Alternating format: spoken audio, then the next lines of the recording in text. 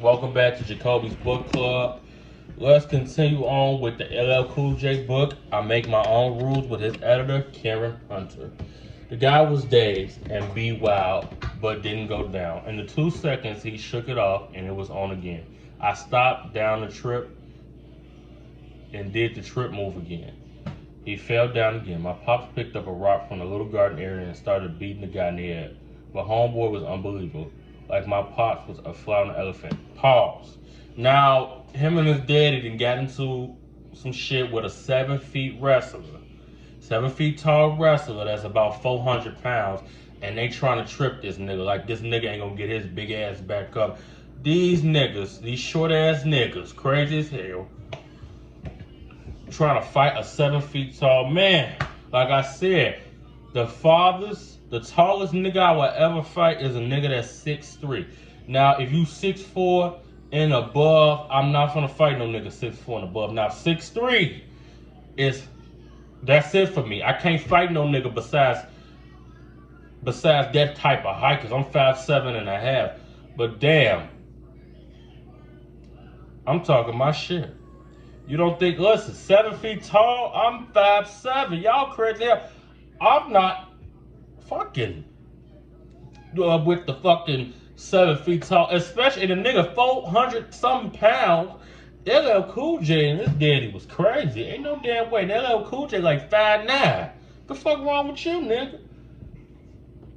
My pops picked up a rock from the little garden area and started beating the guy in the head. But homeboy was unbelievable.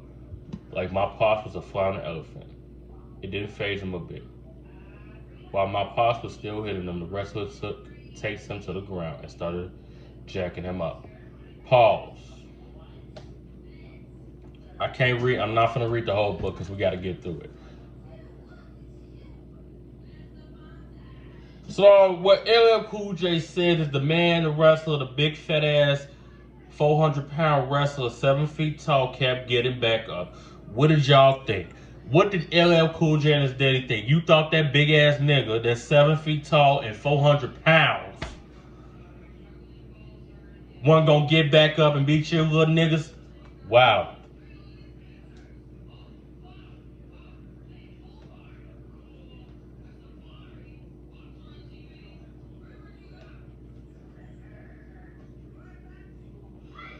And then, so now, after they done fucked and got into it with the wrestler, homeboy, the wrestler, the big fat ass wrestler, then went up to a suite or some shit and brought 3 more wrestlers down. His father got arrested and the cops let the wrestler go. Pops was in handcuffs, battered and distraught, his shirt ripped up. Chuck, who hadn't bothered to get involved, has somehow lost his bracelet during the ruckus after the fight and was looking for it. The cops kept telling him to get back. He was determined to find it, so they handcuffed and arrested him too. We had to bail out a couple hours later, but nothing came of it after that.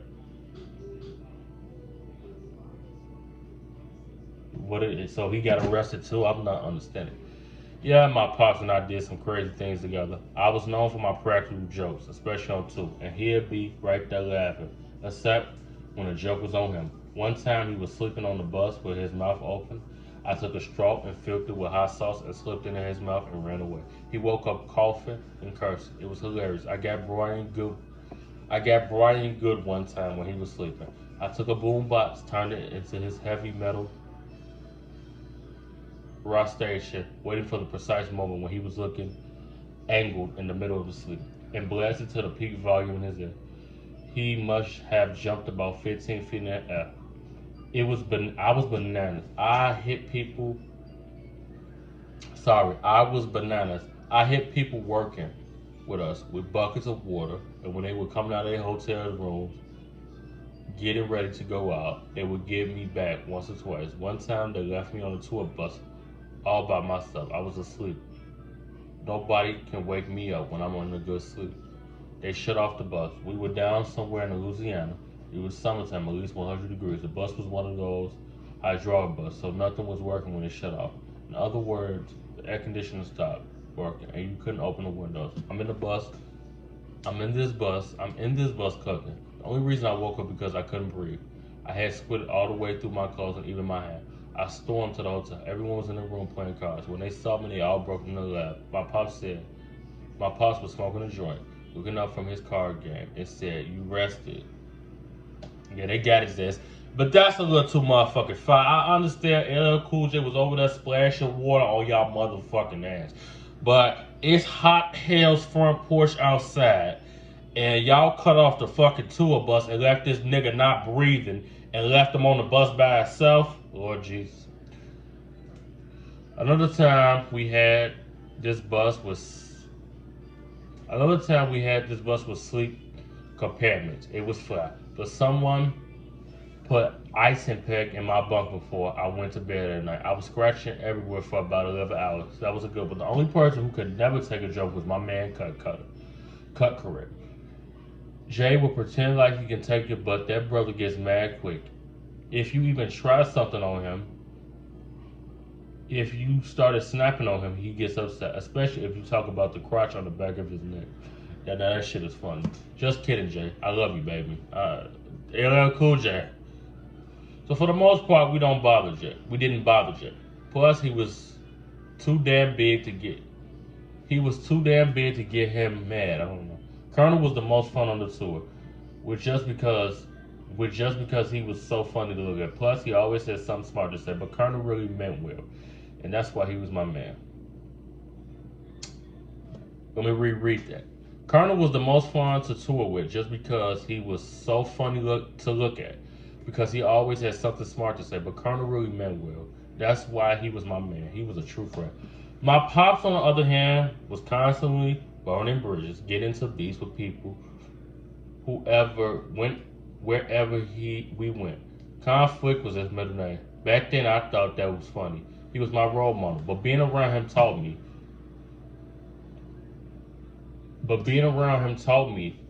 You have to be your own role model, and that being a father is about me.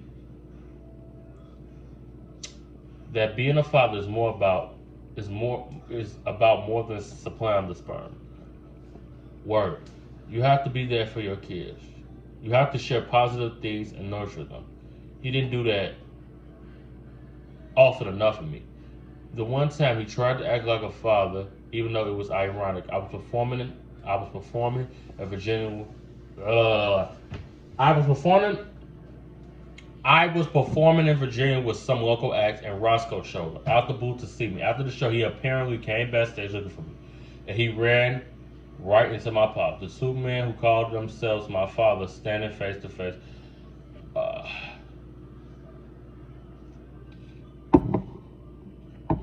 Nah, he said they finna get into it, I guess. I didn't read that part. I can't read the whole book. So he talks about Roscoe. Even though Roscoe beat him, his mama's boyfriend that was, I guess, his stepdad, he didn't look at him as a monster. He was a small time businessman at the time. He was a small businessman at the time.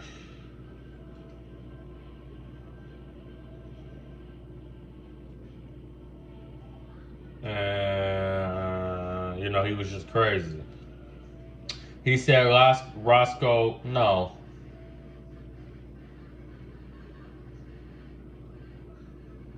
He didn't see pause, I'm sorry. He didn't see his daddy as a monster. And his daddy was a small businessman, and he said his daddy got over his head. He said Roscoe was lazy, didn't work as much. And he said all Roscoe did was get over. And then he tried to act like his father. And how his father was like, listen, Roscoe was like to his father, like, I'm LL's dad. He like, get the fuck up out of here. I'm LL's dad.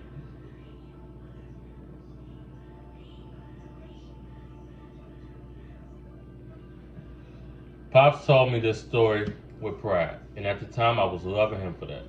But I had to be real with myself now. Our relationship was all business, and not very good business at that. What I didn't know then was that while he was busy keeping people away from me, warning me about warning me about this. See, again, this is why I get with LL Cool J with the sentences. I'm gonna read this to y'all. What I didn't know then was that while he was busy keeping people away from me, warning me about this, one ripping me up. He's the one ripping me up.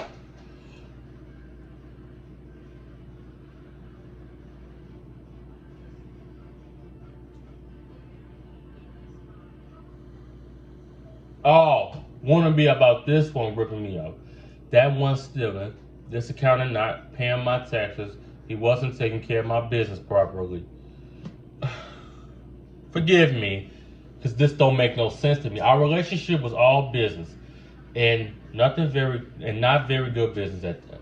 What I didn't know then was that while he was busy keeping people away from me, warning me about this, one ripping me off, that one stealing, and this accountant not paying my taxes, he wasn't taking care of my business properly. He wasn't making sure my passes got paid. He was ringing up personal stuff on corporate credit cards. He wasn't looking out for my money as others around was stealing from me.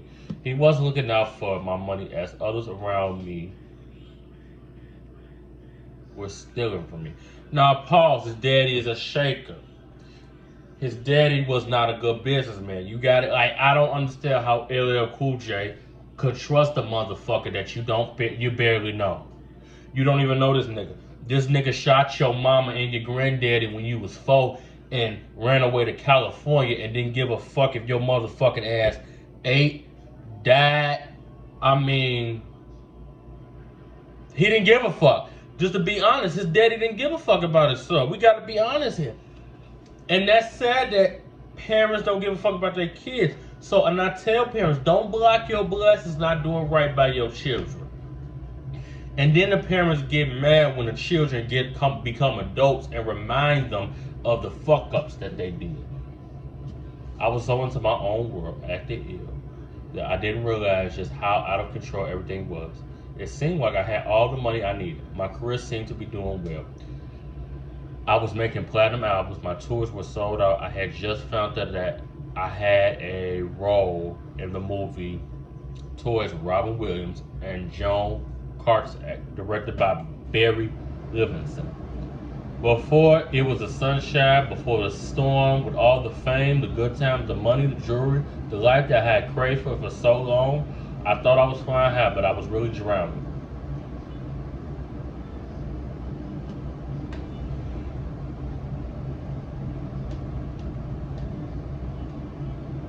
Inside my head, my voice sounded like Alvin from the Chipmunks. Everything around me was racing at 10,000 miles an hour. And so was I. I was weird. Sweat pouring from my body like a rain shower, and I couldn't remember my lyrics. I was on tour for Bigger and Deffer somewhere in Los Angeles, and all I could think about was getting off stage as fast as I could. When Cut Creator did his final scratch, I rushed backstage and just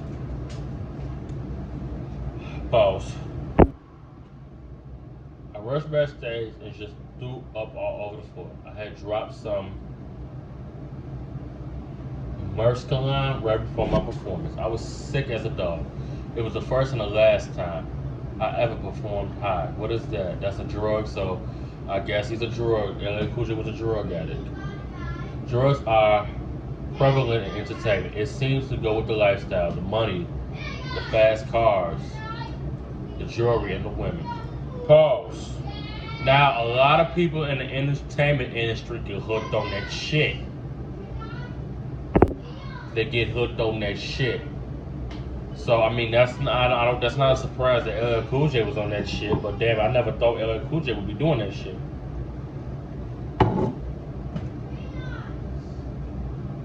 There are even some who felt like they couldn't perform without some weed or a hit of cocaine. That wasn't me, but I did enough in my day to know that drugs are not the answer. I didn't get into a deep dark drug world, as you can see, but I did try these. I experimented with cocaine, angel dust, even Merskaline. So LL Cool J is claiming that, listen, he didn't do, he wasn't into like, he's like not how most people, they start doing fucking drugs and then they motherfucking ass get deep, deep into that shit that they can't get out of it. And their life kind of depends on that shit to get through the day, the week, the month, the year. I mean, so he said he did, LL Cool J said he did experiment with drugs. My first introduction to drugs was around when I started getting into rap. I experimented with drugs the way kids in the movie Pokies or Animal House experiment with drugs. I don't know what that fucking movie is. I started off smoking a little weed with my peers from around the way. Pause. Now people might find me as crazy. LL Cool J, weed ain't really. I don't consider weed a fucking drug. I just feel like weed is something that people do. Weed ain't a drug like cocaine, like that shit. Like weed will probably have you high, but weed ain't a drug like cocaine. Yeah. I even inhaled a couple of times. How the fuck you inhale weed? It was something everybody was doing. Of course, it was the 70s, and I guess not much has changed. Kids are still smoking weed around the way. We used to get the El Prodigal cigarettes, the real cheap ones from the corner store, and make blunts. I never bought the stuff myself, but somebody always had a nickel bag around my way. You could get it as easy as buying a pack of gum. When I got older, we would sometimes spice up the blunts with coke and angel dust. I wasn't into sniffing coke, probably because I was afraid of dying, but I would smoke just about anything. One time I was hanging with my boys, and we smoked some dust inside a movie theater somewhere in Jamaica, Queens. We was just sitting there throughout the whole movie, punching each other in the face and laughing. I didn't even know what was playing because we didn't really look at the movie. I would punch my man next to me and he would laugh, ha ha, you hit me. Then he swung a little hook and landed on my jaw, and I bust out laughing. Back and forth, this went down the road. That's the kind of stupid shit drugs make you do. The next day, I'm walking around with a sore face and a color. I wasn't laughing then. I was just looking stupid with lumps all over my face and poison in my system. Drugs are funny like that. While you're doing them, you think you're cool. Afterward, you feel like an ass. You look in the mirror and you see your face. It's all lumped up and greasy. And realize it's not so fun. Maybe that's why some people stay high. So they never stop feeling cool. So they never have to see the lumps. To this day, I can't understand why I tried drugs. I had such a negative reaction from them living with Roscoe. On any given day, I would come home from school and walk in the kitchen, and there would be a pile of cocaine on the mirror, on the table. I'd be in the room, and he'd come in smoking a joint, and he'd beat me after he finished. I associated with drugs with bad things. I associate drugs with bad things and bad behavior. But like most kids, I had to find it out. I had to find out for myself. First hand, I'm just glad I was able to walk away from it.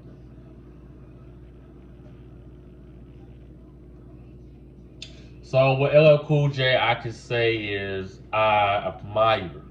I like that LL Cool J was real honest. Like, look, I did experiment with the cocaine and the angel dust, but I didn't like that shit. Now, I ain't never done no drugs. Besides, you can say weed is a drug. I don't pop fucking pills. I don't understand people that fucking pop X. What the fuck? That's a fucking drug too. But weed ain't like weed. I've smoked a little weed. I don't smoke weed like that. That shit is just like, I can't smoke weed. It be niggas out here, no offense, be smoking weed every fucking day. It's just like, what do you like? I can't. How can you function in life? But yeah, I admire LL Cool J saying that he did experiment with drugs. So he says this is not an easy subject for him. And he said he can't tell kids not to do drugs because he did drugs. But he's fortunate by the grace of God, he didn't get hooked and he didn't die. So then he talks about, growing up in Queens, there was a lot of these people, a lot of men that were big drug dealers.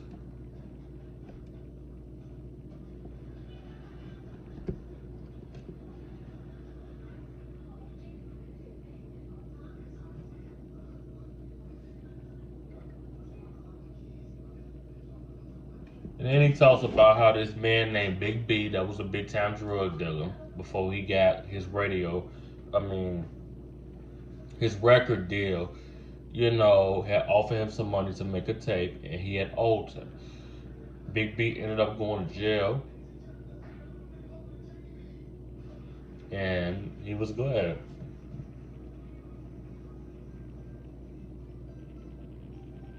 And then he talked about how his friend Carl Skeet gave up rap to become a full-time drug dealer, and that's the most stupidest shit. And he was sentenced to 20 years in prison. And he said he hoped that Carl Skeet can come out and start his life, come out of jail and restart his life and get a second chance at life.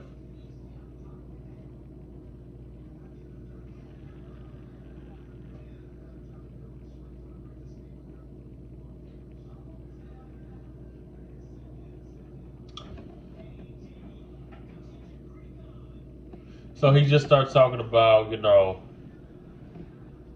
how, they would do drugs on the tour, and they would smoke weed, and how Carlo and his dad used to get high. I'm getting through it because, again, I can't read the whole shit. He said today that, 1997, he has a no drugs count. All right, so now if you have not already done so, please tell somebody about this channel. I'll see y'all in a few.